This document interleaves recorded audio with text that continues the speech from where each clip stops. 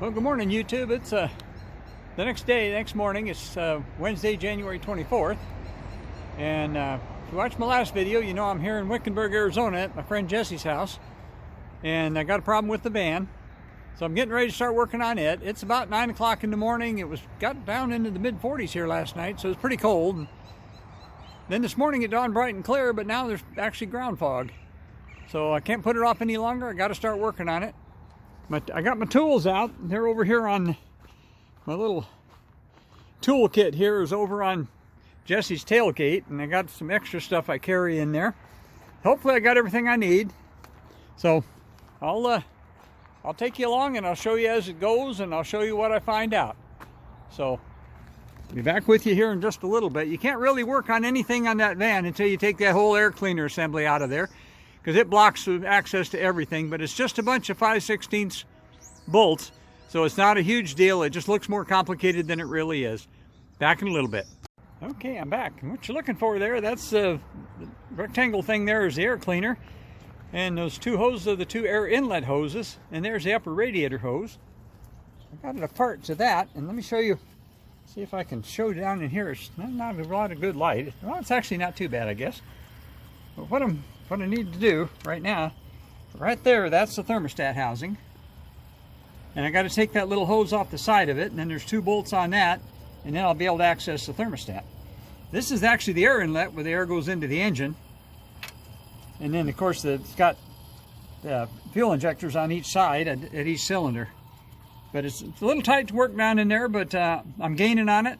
And as soon as I get a little bit more, I will come back to you and show you a little bit more. Well, YouTube, I got the thing apart. That's the offending thermostat right there, that thing. And of course that's the housing that it goes in. And it comes out of right down there. It's hard to reach down in there and get it, but I got it apart. There's nothing obviously wrong with it, visibly wrong with it, but obviously something was causing it a problem. So we'll put the new one in and we'll just reverse the process and start putting everything back together. So didn't really take all that long. It's just, you know, I've got better tools at home than I do here, and it's just a little time consuming, but we'll get her done. I'll be back in a minute. Well, I'm back, and as you can see, I'm on the road. I'm at Tegner and Wickenburg Way. I talked about that on one of my Wickenburg videos, and got the vehicle back together, and it's about noon, and getting ready to, I'm heading toward home. Didn't go smoothly, it didn't go without a problem, but we adapted and overcame, and I'm going to have to do something to it when I get back home again, and I'll do a recap of this when I get home to tell you exactly what happened. But right now, as you can see, I'm in downtown Wickenburg. There's the Riverwalk. I'm getting around to going around to the roundabout.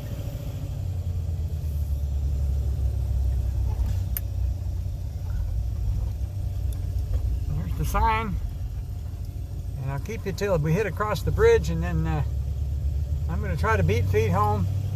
I'm filthy dirty, I'm greasy, I'm aggravated at myself, and you know, but that's all part of the allure, I guess, and I think I should be fine to get home. Okay, gapping the traffic on the roundabout, and we are headed across the bridge, and we are, as they say, eastbound and down. And I'll get back with you later with a recap. Well, it's later on in the evening, same day, and since I'm coming to you from the man cave, you obviously know that I made it home. And but not without some difficulty, and I got focused on trying to overcome the difficulty and make it here. And so I stopped filming, and I made a mistake, and I did something that I know better, and I'm going to tell you what I did. But I was so aggravated at myself for doing that, because I know better, that I was spitting nails there for a little bit, and it wasn't conducive to filming. So anyway, let me tell you what ended up happening. Is in the last segment I've showed you the thermostat and the thermostat housing, and if you look right in the back of the picture, you can see where the thermostat housing goes, right about in the middle of the picture in the background. And So anyway, I very carefully cleaned everything up and put everything together. And now that thermostat housing has a little recessed area in the back where the thermostat itself sits. And then over top of that is where the gasket goes. And the gasket's got sticky on one side of it. And you put the thermostat in place and you put the gasket over it. And allegedly, it supposedly holds the thermostat in there. And then you very carefully put it in and make sure that that thermostat stays in that little recessed area.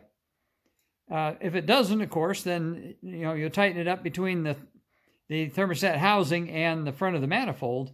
And of course, it's not going to seal, it's going to leak. It's not going to be right. Well, I was very careful about what I did. I was very confident that I did it right. And so I got it on there, put it in, hooked the radiator hose back up, and all that's kind of hard to get to down in there. And then I went ahead and I'd borrowed a bucket from Jesse and used it to catch as much of the antifreeze as I could so that I could reuse it and put it back in. So I wouldn't have to go buy a bunch of new antifreeze. Well, make a long story short, I very carefully poured all that antifreeze in there. And next thing you know, it's leaking from the thermostat housing. So I knew right away what had happened, that somehow that thermostat had gotten dislodged. And even though I'd looked in there and it looked good to me and all this kind of stuff, obviously I'd made a boo-boo. It's all on me. It's my fault. I know better. I put in a lot of thermostats before. I did that before, but it's been years and years and years ago. So lost all my antifreeze, dumped it all down in where I was parked on Jesse's driveway. Unfortunately, it was over in the corner and it's dirt, so not going to hurt anything, I don't think. But anyway, so I immediately took it back apart again, and I was using some pretty colorful language, and I was pretty upset with myself at the time. Definitely not something I wanted to film. And I got it back apart again, and sure enough, I saw what I did. Well, obviously it tore up the gasket, the new gasket, and got to looking real close at the thermostat, and I think it would have been usable, but I'm not 100% sure. It might have been, it warped the edge a little bit to the point where maybe it wouldn't seal. So Jesse run me down the parts store. I got another thermostat and another gasket and came back, and I got to thinking, it was already late in the morning and I wanted to be home. And so I got to thinking that, if I'm mad now because I did this once, if I happen to do that again, I'd really be mad. But what I could do is I could just put the gasket on the thermostat housing and put it all back together that way. I'd lost my antifreeze already, so I could fill it up with water out of the garden hose, redneck fix, and I could drive it on home without a thermostat and then fix it correctly when I get here. Now, normally, remember, I'm on the road and I'm working with the tools that I've got that I carry with me. Normally, when you do something like that thermostat job, when you finish up, what you do is you put a pressure test on the cooling system, make sure it holds pressure before you put antifreeze in it. I've got a pressure tester. I've got the equipment to do it, but it was here. It was not. I don't carry that around with me. And so what I would have done here, of course, is I would have pressure tested it and found out that it leaked, and I wouldn't have lost any antifreeze, and I'd have fixed it, and I wouldn't have contaminated anything. But anyway, I didn't have that, and so got to thinking about it, and I thought, I want to get the heck out of here. I've been out a week. I need to go home. I need a shower. I was out of propane. I didn't have enough propane for the heater for another night.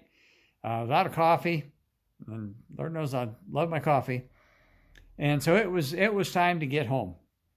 So I went ahead and I put the new gasket and put the thermostat housing back on, put it all back together, filled it up with water out of the garden hose, and got out of there about noon. Well, the only issue, of course, with that is that there's a couple of things that's beneficial for. Number one is there was always a possibility that it could have been the vane, the little vane thing off the water pump might have fallen off. So you want to check and make sure that your water pump's working.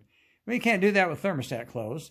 And once you warm the engine up, you can't take the radiator cap off. But when there's no thermostat and you fill it full of water, as soon as you start the motor up, you can look in the radiator and you can see that water moving.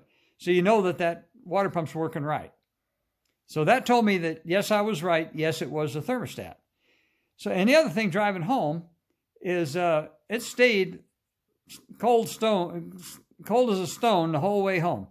The only time I ever even got up to the lower mark of the temperature range on the gauge was going up steep hills. Other than that, it was cold. It stayed cold the whole time. Well, what that tells me is the radiator's working. So the radiator's cooling. The water pump's working. I wouldn't have known that if I hadn't have done what I did. So there's a benefit to that. So anyway, I got home about 3 and grabbed a couple things, took them inside, went up and took a long hot shower, had a nice dinner, and now it's evening, and so I figured out to come out here and tell you all what happened, and try to get this uploaded tonight maybe. But, lessons learned. I made a mistake. It was my fault. It's on me. That was the bad part. Good part is it enabled me to do a little bit more diagnosis than I would have been able to do otherwise. And what I'll do now is we got a weather coming in for the next couple of days, so I'm just going to let the van sit. But then we got a stretch of good weather coming. And what I'll do is I'll drop that water back out of there. And I